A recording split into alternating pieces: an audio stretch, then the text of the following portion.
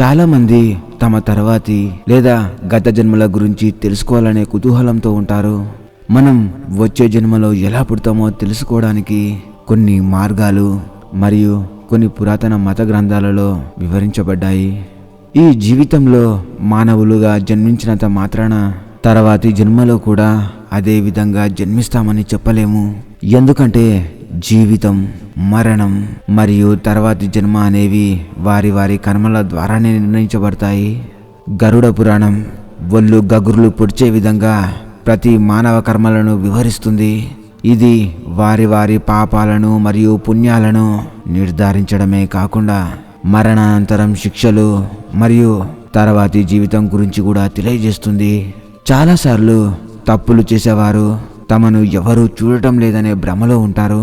అందువల్ల ప్రజలు తరచుగా ఈ ప్రస్తుత జీవితంలోనే కాకుండా తర్వాతి జన్మలో కూడా తీవ్రమైన పరిమాణాలకు దారితీసే పాపాలు చేస్తుంటారు. ఒకవేళ వారు నెక్స్ట్ జన్మలో మనుషులుగా జన్మిస్తే స్త్రీలుగా లేదా పురుషులుగా లేదా నపుంసకులుగా జన్మిస్తారా? అసలు గరుడ పురాణంలో ఏం వివరించబడిందో మీరు ఈ వీడియోలో క్లియర్గా చూస్తారు. మీ పాపకర్మల ఆధారంగా మీరు తదుపరి జీవితంలో మీరు ఏ జీవిగా పుడతారో, అంటే మానవులుగా, మొక్కలుగా, కీటకాలుగా, పక్షులుగా, పాము మరియు చిట్టెలుగలుగా మొదలైనవిగా జన్మిస్తారో లేదో నిర్ణయించడానికి ముందు పునర్జన్మ అనేది నిజంగా ఉందో లేదో అని తెలుసుకోవడం ముఖ్యం. దీనిని ఒక ఉదాహరణతో తెలుసుకుందాం. కొన్నిసార్లు ఒక బిడ్డ పుట్టినప్పుడు ఆ బిడ్డకు ఏదో ఒక రకమైన లోపం ఉంటుంది.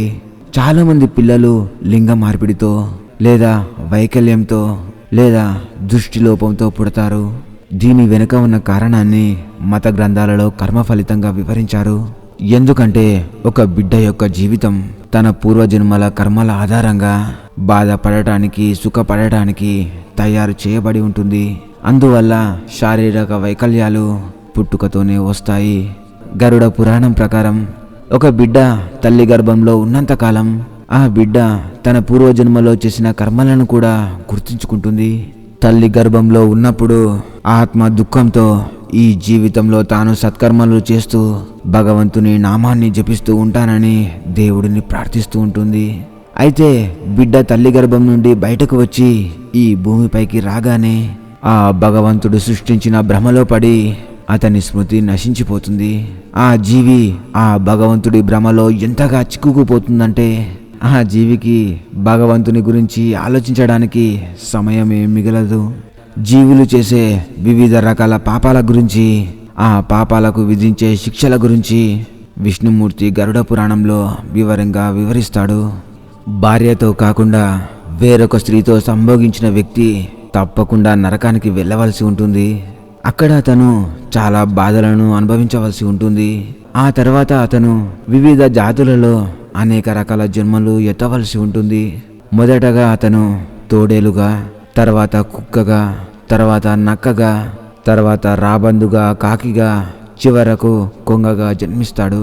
ఈ జన్మల బాధలను అనుభవించిన తర్వాత ఒక వ్యక్తి మళ్ళీ మానవ రూపాన్ని పొందుతాడు. అయితే ఒక స్త్రీతో బలవంతంగా లైంగిక సంబంధం పెట్టుకున్న వ్యక్తి నరకాన్ని అనుభవించిన తర్వాత అనేక రోగాలతో అనేక మానవ జన్మలు ఎత్తి చివరకు మానవ రూపంలో నపుంసకుడిగా పుడతాడు.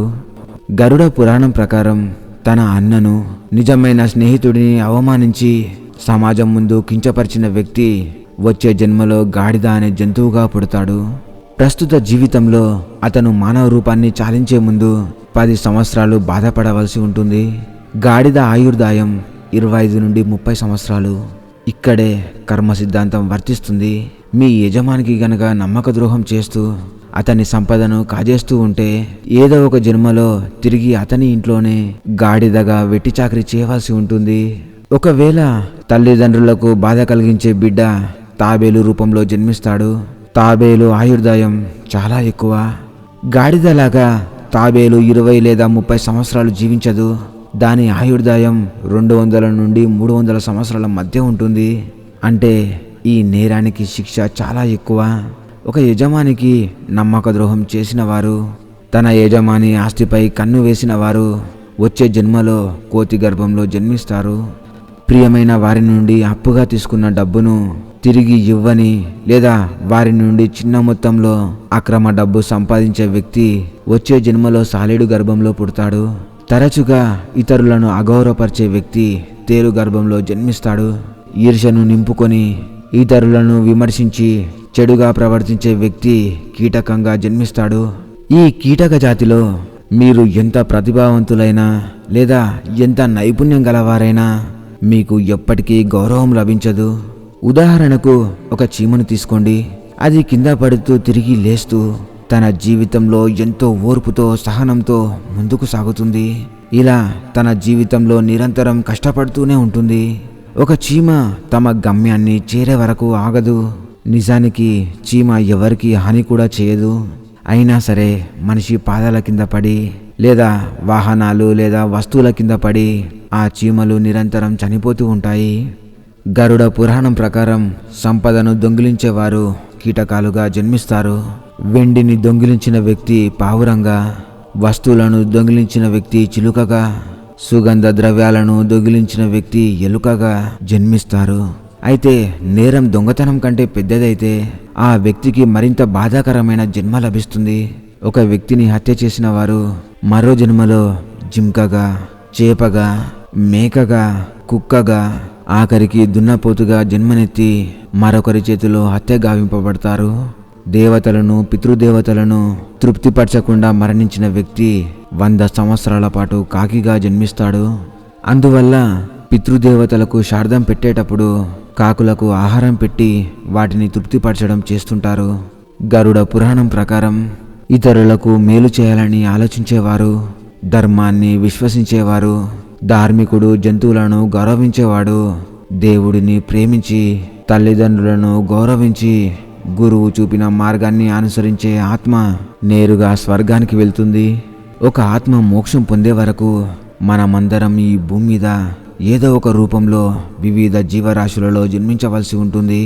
కానీ మిత్రులారా, ఇక్కడ మరో ప్రశ్న తలెత్తుతుంది. మన పాపాలను బట్టి మనం నరక శిక్షను అనుభవిస్తున్నప్పుడు వచ్చే జన్మలో మనకు శిక్ష ఎందుకు పడుతుంది? ఈ ప్రశ్నకు సమాధానాన్ని గరుడ పురాణంలో విష్ణుమూర్తి గరుడునికి స్పష్టంగా చెప్తాడు. చాలాసార్లు జీవుల కర్మలు ఎంత ఘోరంగా ఉంటాయంటే ఆత్మ నరకంలో బాధపడటమే కాకుండా మరో జన్మలో ఆ కర్మల భారాన్ని కూడా మోయవలసి వస్తుంది. ఉదాహరణకు స్త్రీలపై అత్యాచారం చేసిన వ్యక్తి యొక్క ఆత్మ మరో జన్మలో నపుంసకుడిగా జన్మిస్తుంది. మన మత గ్రంథాలలో దీనినే గరమ ఫలితం అంటారు. ఈ కర్మఫల సూత్రం ప్రకారం పాపం పెద్దదైతే శిక్ష దీర్ఘకాలం మరియు అత్యంత బాధాకరంగా ఉంటుంది. పాపాలు సాధారణమైనవైతే శిక్ష తక్కువగా ఉంటుంది. మిత్రులారా, ఇప్పుడు మానవ జీవితం ఎంత అరుదైనదో మీకు అర్థమై ఉంటుంది. అందువల్ల మీరు పునర్జన్మ ఎత్తకుండా ఉండాలంటే లేదా ఈ జనన మరణ చక్రం నుండి బయటపడాలని కోరుకుంటే ఈ జీవితంలో పుణ్యకార్యాలు చేసి భగవంతుడిని ఆరాధించండి. నీవు సంతోషంగా ఉండి నీ చుట్టూ ఉండేవారిని కూడా సంతోషంగా ఉండాలని కోరుకోండి. మీరు ఈ జన్మలకు భయపడాల్సిన అవసరం లేదు. మీరు మీ మనస్సాక్షితో పుణ్యకార్యాలు చేసి ఆ భగవంతుడిని స్మరిస్తూ కృతజ్ఞతతో వ్యవహరిస్తే మీరు ఈ జన్మల గుండా వెళ్ళవలసిన అవసరం ఉండదు. ఇది ఫ్రెండ్స్ ఈ రోజుకి ఇంట్రెస్టింగ్ విషయం. మరో రోజు మరో ఇంట్రెస్టింగ్ టాపిక్తో మీ ముందుంటా. అంతవరకు సెలవు తీసుకుంటూ మీ స్నేహితుడు